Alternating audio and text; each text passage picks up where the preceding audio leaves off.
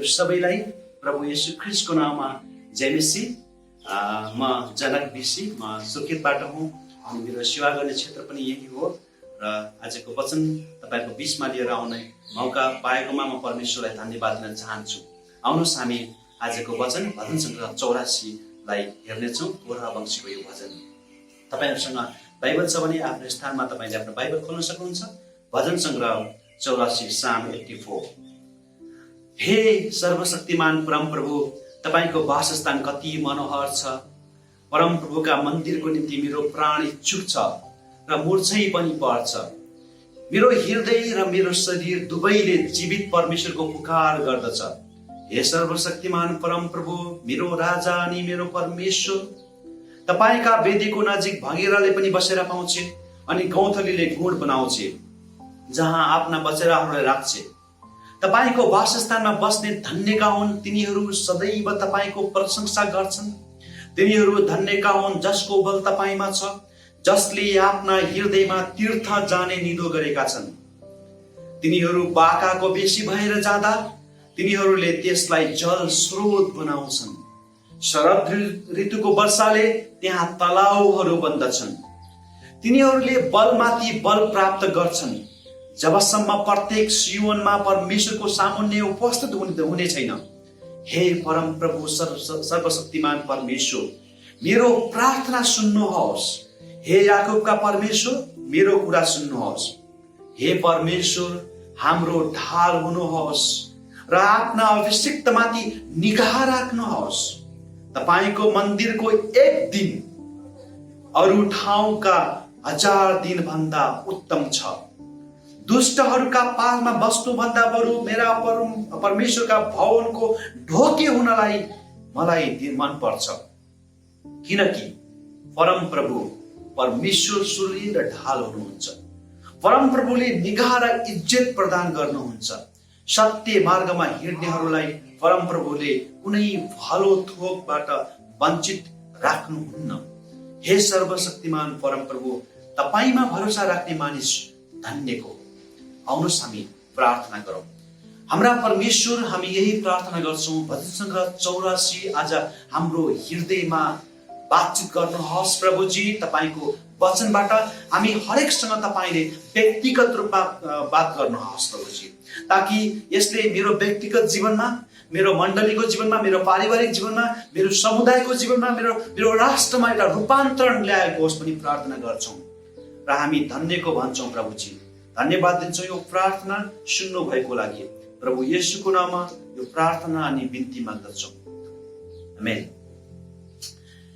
भजन संग्रह 84 कोरह वंशीले लेख्नु भएको वचन र कोरह वंशी त्यो एउटा समुदाय थियो जसले परमेश्वरको विरुद्धमा, परमेश्वरका जनहरूको विरुद्धमा युद्ध गरेको थिए। इतिहासमा हेर्यौँ भने उनले 250 जना अगुवाहरू मिलेर मोसाको विरुद्धमा युद्ध गरेको हामी इतिहासमा पाउँदछौँ र पछि परमेश्वरले उनीहरूको न्याय गर्नुभएको थियो र थुप्रै उनको समुदायका व्यक्तिहरू चाहिँ मृत्युको कारण हुनु परेको थियो। तर पनि एउटा रहस्य के छ भने कोरह वंशीका सन्तानहरू जसले परमेश्वरको अनुग्रहलाई चाखेका थिए, जसले परमेश्वरको उपस्थितिलाई छोएका थिए, जसले परमेश्वरको आवाजलाई पर्खेका थिए र जसले परमेश्वरसँगै यात्रा गरेका थिए, उनीहरूले पछि गएर त्यो अनुग्रह प्राप्त गरेका छन् र यी भजनहरू उनीहरूले लेखेका भजनहरू हेर्नुहोस् है। त्यसकारणले गर्दा परमेश्वरको अनुग्रहलाई हेर्ने व्यक्ति र परमेश्वरको अनुग्रहमा हिँड्ने व्यक्ति र परमेश्वरको अनुग्रहमा आराम गर्ने व्यक्ति चाहिँ धन्यको व्यक्ति हो भनेर चाहिँ यो भजन संग्रह 84 मा हामी पाउँदछौँ र त्यही कुरालाई यहाँ व्यवहारिक रूपमा तिनीहरूले चाहिँ भजनको रूपमा लेखेको हामी पाउँदछौँ। र आज चाहिँ म विशेष गरिकन यो विकराल अवस्थामा, यो विषम परिस्थितिमा तपाईँ र हामी चाहिँ कहाँ छौँ, हाम्रो अवस्था कहाँ छ भन्ने विषयमा मैले यो भजन संग्रह 84 बाट आज बाँड्न चाहे। यसलाई म 3 भागमा बाँड्न चाहन्छु। पहिलो चाहिँ 1 देखि 4 पद, त्यसपछि 5 देखि 8 पद र अन्तिममा 9 देखि 12 पद, जम्मा 12 वटा पद यहाँनिर कोरह वंशी लेख्नु भएको छ। तपाईँ र हाम्रो निम्ति पनि त्यत्तिकै यो महत्त्वपूर्ण छ जतिको महत्त्वपूर्ण तिनीहरूको निम्ति त्यो समयको निम्ति थियो। पहिलो 4 पदमा चाहिँ विशेष गरिकन परमेश्वरलाई पर्खिने विषयमा उनीहरूले यहाँ लेखेका छन्। तपाईको वासस्थान कति मनोहर छ। परमप्रभुका मन्दिरको निम्ति मेरो प्राण इच्छुक छ। म मूर्छै पनि पर्छ, मेरो प्राण मूर्छा पर्छ। यो मूर्छा पर्ने भन्ने कुरा, क्राई आउट, हैन, रुने कराउने भन्ने कुरा यो तब मात्रै हुन्छ जब हाम्रो जीवनमा हाम्रा प्रश्नको उत्तर हुँदैन। जुन परिस्थितिमा तपाईँ र हाम्रो जीवनमा हामी प्रश्नको उत्तर पाउँदैनौँ तब हामी चाहिँ मूर्छा पर्छौँ। यो वास्तविकता हो। म यसलाई अर्को शब्द राख्न चाहन्छु, विलाप भन्ने शब्द पनि राख्न चाहन्छु। विलाप त्यस बेला हुन्छ जब प्रश्नका उत्तरहरू तपाईँ र हामीसँग हुँदैनन्। अहिलेको परिस्थितिको उत्तरहरू तपाईँ र हामीसँग छैन। हैन, तपाईले सुन्नु भएको छ यो कोभिड-19 को बारेमा। यसको प्रश्न छन् हामीसँग थुप्रै प्रश्नहरू छन्। किन, कसरी, किन यस्तो भयो भन्ने प्रश्नहरू छन्। तर पनि त्यसको उत्तर तपाईँ र हामीसँग अहिले उत्तर छैन। सम्भावनाहरू छन् होला तर वास्तविक उत्तर पनि छैन। र त्यस घडीमा चाहिँ तपाईँ र हामीले गर्ने भनेको चाहिँ परमेश्वरको रुने कराउने हो। यदि तपाईँले यसलाई हिब्रू शब्दमा हेर्नुभयो भने त्यहाँ यस्तो हुन्छ है, एकजना सानो बालक जब रुन्छ नि उसले केवल आवाजले मात्र रुँदैन, उसको रुवाई कराई चाहिँ उसको सम्पूर्ण शरीरमा त्यो प्रकट हुन्छ। उसका हात खुट्टाहरू, उसका आँखाहरू, उसको मुखहरू, शरीरका हरेक भाग चाहिँ त्यहाँ प्रयोगमा आएको हुन्छ। यो रुवाई कराई हाम्रो जीवनको सम्पूर्णताबाट रुवाई कराई भएको हो। परमेश्वरका जनहरू हो। अहिलेको अवस्था परमेश्वरसँग विलाप गर्ने अवस्था हो। यद्यपि तपाईँ र हामीसँग उत्तर छैन अहिले, र उत्तर खोज्नु पनि परेको छैन। कोरह वंशी चाहिँ उनका सन्तानहरू चाहिँ जब परमेश्वरको अनुग्रहलाई हेरे उनीहरू चाहिँ रोए कराए। मेरो प्राण इच्छुक छ। परमेश्वरप्रति उनीहरू लालायित भएका छन्, झनै लालायित भएका छन्। परिस्थितिले तपाईँ र हामीलाई परमेश्वरको नजदिक झनै लगेको छ। अहिले हाम्रो उपायहरू छैन। अहिले अस्ति भर्खरै तपाईँले सुन्नुभयो रुकुमको घटनाहरू, दर्दनायक छ, व्याख्या गरेर पनि साध्य छैन। अस्ति दैलेखको एउटा घटना, क्वारेन्टिनमा राखेको व्यक्ति जब चाहिँ उसलाई आरडीटी पोजिटिभ भयो उसलाई भैँसीकोटमा लगेर राख्यो। हाम्रो समाज चाहिँ, हाम्रो विज्ञान यहाँसम्मको छ। अहिलेको 21औं शताब्दीमा पनि हाम्रो अवस्था, हैन, हाम्रो समाज जहाँ हामी बसिरहेका छौँ त्यो यो अवस्थामा गुज्रिरहेको छ। तपाईँ र हामीले प्रश्न खोज्दै गर्छौँ होला तर उत्तर छैन। त्यो उत्तरको एउटा अप्सन यो हो कि तपाईँ र हामी परमेश्वरको अगाडि रुनु र कराउनु ताकि उहाँको मुहार चाहिँ हेर्न सकौँ। अनि यहाँ अर्को भगिराले पनि बसेर पाउँछे भन्ने कुरा यहाँ उल्लेख गरेको छ 3 पदमा। गौँथलीले गुण बनाउँछ कहाँ? मन्दिरमा, त्यो ठाउँमा जहाँ चाहिँ पशुहरूलाई ल्याएर बलि दिइन्थ्यो, बलिदान हुन्थ्यो। तर पनि त्यो ठाउँमा परमेश्वरले भङ्गेराहरूलाई जीवित राख्नुहुन्छ। त्यो ठाउँ जहाँ चाहिँ बलिदानको ठाउँ हो, त्यहाँ चाहिँ एउटा इन्का बलिदान गर्ने, आफूलाई सिद्धाउने ठाउँ हो। र त्यो ठाउँमा पनि परमेश्वरले त्यो स्थान राख्नु भएको छ। त्यहाँ आशा छ भगेराहरूको निम्ति, त्यहाँ आशा छ गौँथलीहरूको निम्ति, उनीहरूका सन्तानहरूको निम्ति आशा छ। तपाईँ हामी कति चाँडै परमेश्वरलाई बिर्सी पठाउँछौँ जब परिस्थिति हाम्रो विकरालमा आउँछ, विपरीतमा खडा हुन्छ। के हामी त्यो आशाको त्यान्द्रो समातिरहेका छौँ? कोरह वंशका सन्तानले त्यो त्यान्द्रो समातेका छन्। त्यान्द्रो बुझ्नुहुन्छ है? सायद यो पश्चिमतिर बोलिन्छ कि हो थाहा छैन, पूर्वतिर बोलिन्छ बोलिँदैन। त्यान्द्रो भनेको एउटा यस्तो आशाको केन्द्र। सबै कुरा बिलाए पनि हाम्रो त्यान्द्रो भनेको परमेश्वर हुनुहुन्छ, परमेश्वरप्रति इच्छा राख्ने। त्यसपछि दोस्रो भाग चाहिँ म यहाँ राख्न चाहन्छु, परमेश्वर सँगसँगै हिँड्ने। परमेश्वरका जनहरू हो, परमेश्वर यात्रामा आउनुहुन्छ। God is in the move. उहाँ चाहिँ यात्रामा आउनुहुन्छ। परमेश्वर हिँडिरहनु भएको छ, यो परिस्थितिमा हिँडिरहनु भएको छ। उहाँको कामको अन्त भएको छैन, उहाँको मिसनको अन्त भएको छैन, बरु मिसन बढिरहेको छ। म त्यसरी लिन चाहन्छु। हाम्रो मण्डली अहिले हामी कहाँ छौँ? हामीसँग आफ्नो एजेन्डाहरू छ, आफ्नो विषय छ, आफ्नो रणनीतिहरू छ, अहिलेसम्म थियो। सायद त्यो अलिकति रूपान्तरण हुनुपर्छ कि जस्तो लाग्छ नेपालको मण्डलीको निम्ति। किनभने परिस्थितिले हामीलाई सोच्न बाध्य तुल्याएको छ। अहिले हामी चाहिँ विभिन्न सञ्चार माध्यमलाई प्रयोग गर्दैछौँ अहिले परमेश्वरको वचन बाँड्नको लागि। यहाँ चाहिँ परमेश्वर यात्रामा हुनुहुन्छ, तपाईँ र हामी चाहिँ बसिरहेका छौँ कि या उहाँसँगको यात्रामा छौँ।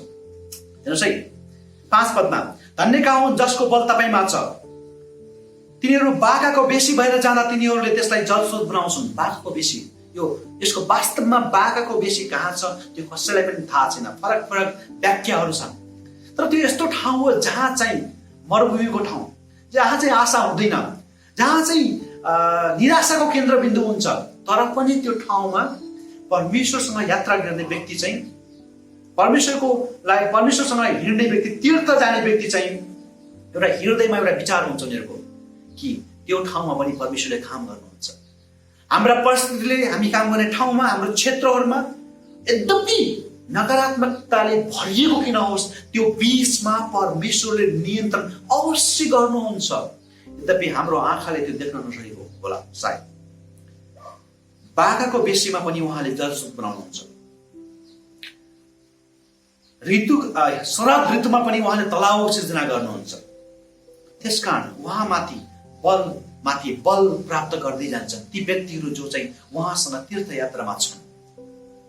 त्यसकारणले गर्दा परमेश्वर यात्रामा हुनुहुन्छ, मण्डली परमेश्वरसँग यात्रामा छ, या मण्डली अहिले एक ठाउँमा बसिसकेको छ। सायद मण्डली पहिलो शताब्दीतिर झुकेको छ अहिले, जहाँ हामी चाहिँ घर घरमा संगति गर्थ्यौँ, जहाँ चाहिँ त्यो प्रेम थियो, त्यो भावना थियो, परमेश्वर प्रतिको त्याग थियो। हामी परमेश्वरको यात्रामा छौँ। र यहाँ पूर्ववंशीले प्रार्थना गर्नुहुन्छ, हे याकुबका परमेश्वर मेरो कुरा सुन्नुहोस्, हे परमेश्वर हाम्रो ढाल हुनुहोस् भनेर चाहिँ यहाँ प्रार्थना गरेको हामी पाउँदछौँ यहाँनिर। र यसै गरी चाहिँ मैले चाहिँ यो गएको दिनहरूमा हेरिरहेको थिएँ कि विभिन्न पत्र पत्रिका पढिरहेको थिएँ, अनि 3टा फरक आवाजहरू मैले विभिन्न ठाउँबाट यसरी औलाएँ। अनि एक प्रकारको क्रिस्चियनले चाहिँ प्रश्नहरू गर्नुहुन्छ, हामीसँग प्रश्न छन्, प्रश्न गर्नु गल्ती होइन, प्रश्नहरू छन्, जिज्ञासाहरू छन्, हामी तर्कहरू गर्छौँ र कारण पनि पेश गर्छौँ। यो परिस्थितिमा हामी तर्क गर्छौँ, कारण पेश गर्छौँ। एक किसिमको क्रिस्चियन चाहिँ तर्कवादमा अड्किएका छन्। यद्यपि तर्क गर्नु नकारात्मक चाहिँ होइन है, तर त्यहाँ हाम्रो केन्द्रबिन्दु तर्कवाद भएको छ। हामीसँग प्रश्न छन्, प्रभु किन भयो, अनि हामी कारण दिन्छौँ, यस कारणले भयो, यस कारणले भयो, यस कारणले भयो। दोस्रो प्रकारको क्रिस्चियन हामी चाहिँ रोमान्टिसाइज हुन्छौँ। हामी त स्वर्ग जाने जाति हो, हामी प्रभु येशू ख्रीष्टको आगमन नजदिक छ, शङ्का कसैलाई पनि छैन, मलाई पनि छैन। अनि हामी चाहिँ मत्तीको 24 ल्याउँछौँ, दानियलको पुस्तक ल्याउँछौँ, अनि हामी प्रकाशित वाक्य ल्याउँछौँ, हामी व्याख्या गर्छौँ। यसको मतलब चाहिँ प्रभु येशू ख्रीष्टको आगमन हुँदैन भन्ने खोजी होइन, अवश्य त्यो त बाइबलमा लेखेको छ। त्यो एक्ज्याक्ट समय पो हामीलाई थाहा छैन, विभिन्न चिन्हहरू दिइएको छ। हामी कतिपटक हाम्रा नानी बाबुलाई यी शिक्षाहरूमा चाहिँ यति प्रभावित पारिदिन्छौँ कि उनीहरूको मानसिकतामा कता कता प्रश्न चिन्ह खडा हुन्छ। परमेश्वरको डरले परमेश्वरको नजदिक लाग्छ, परमेश्वरको जनहरू हो। परमेश्वरको डरले परमेश्वरदेखि टाढा गर्दैन। परमेश्वरको डर, फियर अफ द लर्ड, यसले चाहिँ हामीलाई परमेश्वरको नजदिक लाग्नुपर्छ, यसले चाहिँ परमेश्वरदेखि टाढा गर्ने होइन। तेस्रो प्रकारको क्रिस्चियन हामी चाहिँ बिब्लिकल ल्यामेन्ट, रुने कराउने, मुर्छा पर्ने, अनि त्यो पनि एउटा क्रिस्चियनहरूको समूह हो जस्तो लाग्छ। यी 3टा समूहमा चाहिँ या हामी चाहिँ साह्रै ऱ्यासनलिस्ट हुन्छौँ, तर्क गर्छौँ, या हामी साह्रै चाहिँ भावनामा डुब्छौँ, हामी आरामको जिन्दगीको कल्पना गर्छौँ, स्वर्ग गइन्छ अब भन्ने कल्पनामा छौँ, या हामी चाहिँ अहिले चाहिँ बिब्लिकल ल्यामेन्ट, हामी रुन्छौँ, कराउँछौँ परमेश्वरसँग। हामी कुन श्रेणीमा छौँ, अहिले कहाँ छौँ? यद्यपि 3वटा यो कुनै पनि गल्ती होइन, तर हाम्रो झुकाव चाहिँ कुन ठाउँमा छ त्यो चाहिँ महत्त्वपूर्ण कुरा हो। पूर्ववंशी चाहिँ अहिले परमेश्वरको अगाडि ल्यामेन्ट, रुने कराउने, जहाँ उत्तर चाहिँ छैन, तर पनि हामी परमेश्वरसँग रुन्छौँ। तेस्रो कुरा म राख्न चाहे 9 पददेखि लिएर 12 पद, जहाँ चाहिँ परमेश्वरको उपस्थितिको कुरा लेखेको छ। म परमेश्वरको भवनको ढोके हुनलाई मनपर्छ भनेर पूर्ववंशीले भन्नुभएको छ। उहाँ दुष्टको पालमा बस्नुभन्दा, संसारको मोज मस्तीमा बस्नुभन्दा परमेश्वरको वचनमा टेक्नु, परमेश्वरको वचनमा अड्किनु, यो धन्यको कुरा हो। यहाँ कोरा वंशीले भन्नुहुन्छ परमेश्वर मेरो सुर्ग र ढाल हुनुहुन्छ, उहाँ मेरो इज्जत हुनुहुन्छ। हामी कुन ठाउँमा तपाईँ र हाम्रो इज्जत खोजिरहेका छौँ अहिलेको अवस्थामा? कहाँ हामी चाहिँ राहतको निम्ति दौडिरहेका छौँ, परमेश्वरप्रति या हामी संसारिक थोकप्रति? राहत लिनु पाप होइन फेरि, तर हाम्रो झुकाव चाहिँ कहाँ छ, हाम्रो आशाको केन्द्र कहाँ छ भन्ने प्रश्न हो। परमेश्वरको उपस्थिति कहाँ छ? त्यसकारणले गर्दा यी तीनवटा कुराहरू, पहिलो कुरा परमेश्वरप्रति इच्छा राख्ने, दोस्रो कुरा परमेश्वर सँगसँगै यात्रा गर्ने, मण्डली पनि यात्रा गर्ने, तपाईँ हामी पनि यात्रा गर्ने।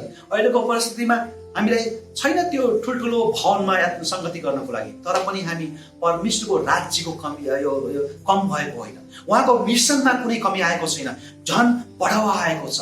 झन् परमेश्वरको वचन हरेक मानिससँग पुग्ने यो अवसर आएको छ। अनि यसलाई हामीले यसरी यो प्याराडाइम सिफ्ट भएको छ अहिले, त्यसलाई बुझ्नु चाहिँ मण्डलीले आवश्यक छ, तपाईँ हामीले आवश्यक छ। पहिलो कुरा परमेश्वरप्रति इच्छा राख्ने, दोस्रो कुरा परमेश्वरसँग यात्रा गर्ने, र तेस्रो कुरा परमेश्वरको उपस्थितिमा बस्ने। यी तीनटा कुरा, परमेश्वरको उपस्थितिमा बस्ने तीनवटा कुरा चाहिँ तपाईँ हाम्रो जीवनको निम्ति अत्यन्तै महत्त्वपूर्ण छ। त्यसकारणले गर्दा एकजना व्यक्ति जेम्स फ्रेजरको नाम याद आउँछ मलाई। जेम्स फ्रेजर 19औं शताब्दीको मध्यतिर उहाँ चाहिँ चाइनामा जानुभयो। चाइनाको सदर्न वेस्टर्न पार्ट, होइन, दक्षिणी पूर्वी भागमा उहाँ चाहिँ सेवा गर्नुहुन्थ्यो। उहाँले सेवा गर्ने ठाउँ चाहिँ हिउँले भरिएको ठाउँ थियो। अनि त्यो हिउँमा चाहिँ उहाँले चाहिँ 2 दिन हिँड्नुहुन्थ्यो, जानुहुन्थ्यो, अनि 1 दिन सङ्गति गर्नुहुन्थ्यो, त्यसपछि फर्किनुहुन्थ्यो, 2 दिन लगाएर 5 दिन यात्रा गर्नु पर्थ्यो। हिउँदको महिना उहाँले जान मुस्किल हुन्थ्यो। अनि परमेश्वरले यसरी उहाँसँग बोल्नुभयो, 5 दिन यात्रा गर्नुभन्दा जेम्स तिमी चाहिँ मसँग समय बिताउन भनेर भन्नुभयो। उहाँको बायोग्राफी यहाँ पढ्न सकिन्छ, द माउन्टेन रेन भन्ने एउटा किताब छ। अनि उहाँले चाहिँ 5 दिन त्यो हिउँदभरि चाहिँ उहाँले परमेश्वरसँग समय बिताउनु भयो। त्यो त्यहाँको समुदायको निम्ति, त्यहाँको समुदायलाई लिसु समुदाय भनिन्छ। अनि त्यसपछि उहाँले चाहिँ हिउँद महिना सकेपछि उहाँ फेरि जानुभयो त्यो पहाडी भूभागमा बस्ने व्यक्तिहरूलाई भेट्नको लागि। उहाँ छक्कै पर्नुभयो, वाह, परमेश्वरले जेम्स फ्रेजर बिना त्यहाँ गर्नुभएको काम अचम्मैको भयो। त्यहाँका मानिसहरू सुसमाचारमा डोरिएका थिए, अनि चेलापनमा भुर्केका थिए, किन यस्तो भयो? अनि परमेश्वरले उनलाई स्पष्टमा भन्नुभयो, जेम्स, परमेश्वरको सेवकाई तिम्रो सेवकाई होइन, त्यो मेरो काम हो, म गर्छु, मैले नियन्त्रणमा लिन्छु। राजा चाहिँ हामी कतिपटक मिनिस्ट्री हामीले लिएका छौँ, या मिनिस्ट्री परमेश्वर लिनुभएको छ, सेवकाई परमेश्वर लिनुभएको छ। यो चाहिँ अहिलेको घडीले हामीले सिकाएको छ। परमेश्वरको काम रोकिन्न, कसैले रोकिन्न, उहाँले गर्नुहुन्छ। जेम्स फ्रेजरले त्यो लिसु समुदाय, त्यहाँको समुदायको नाम लिसु समुदाय हो, लिसु समुदायको बिचमा स्क्रिप्ट लेख्नुभयो, सिकाउनु भयो, अनि बाइबलको नयाँ नियम रूपमा ट्रान्सलेट गर्नुभयो। अहिले त्यहाँ चाहिँ थुप्रै मान्छेहरू परमेश्वरमा आएका छन्। तपाईँ हामी चाहिँ अहिले यो गएको 2 महिनादेखि हामी घरमा छौँ, तर तपाईँ हाम्रो विलापले यो नेपालमा, हाम्रो मण्डलीमा, हाम्रो समाजमा पक्कै पनि रूपान्तरण आउन सक्छ। परमेश्वरले हामीलाई यो वचनबाट आशिष गर्नुभएको होस्। र यो समयको लागि म विशेष गरेर आदरणीय पास्टर ज्यू र दिदीलाई पनि म धन्यवाद दिन चाहन्छु। अनि यो समयको लागि परमेश्वरले तपाईँ सबैलाई आशिष गर्नुभएको होस्। हुन्छ, जय मसीह।